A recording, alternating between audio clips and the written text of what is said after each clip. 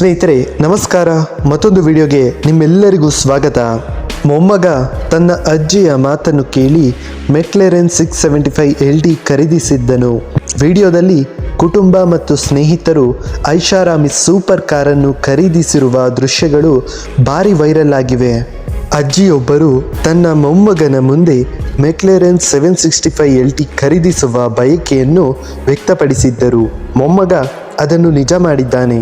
ಮೆಕ್ಲೆರೆನ್ 765 LT ಸುಮಾರು ಏನಿಲ್ಲ ಅಂದರೂ 12 ಕೋಟಿಗೂ ಅಧಿಕ ಮೌಲ್ಯದ ಸೂಪರ್ ಕಾರನ್ನು ಖರೀದಿಸಿ ತನ್ನ ಅಜ್ಜಿಗೆ ಕೊಟ್ಟಿದ್ದಾರೆ.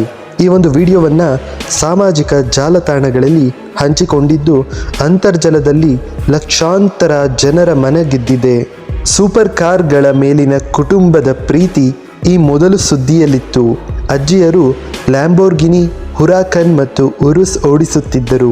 ಮೊಮ್ಮಗ ತನ್ನ ಅಜ್ಜಿಯ ಮಾತನ್ನು ಕೇಳಿ ಮೆಕ್ಲೆರೆನ್ 765 LT ಖರೀದಿಸಿದ್ದನು.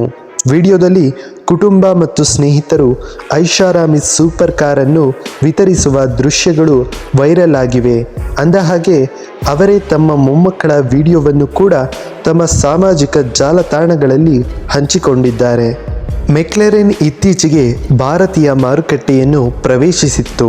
ಭಾರತದಲ್ಲಿ ಇಲ್ಲಿಯವರೆಗೂ ಕೇವಲ 3 ಜನರು ಮಾತ್ರ ಈ ಕಾರನ್ನು ಹೊಂದಿದ್ದಾರೆ. ಭಾರತದಲ್ಲಿ ಈ ಸೂಪರ್ ಕಾರಿನ ಬೆಲೆ 12 ಕೋಟಿಗೂ ಹೆಚ್ಚು. ಈ ವಾಹನವನ್ನು ದುಬೈನಲ್ಲಿ ನೋಂದಿಸಲಾಗಿದೆ. ದುಬೈನಲ್ಲಿ ಇದರ ಬೆಲೆ ಸ್ವಲ್ಪ ಕಡಿಮೆ ಇರಬಹುದು.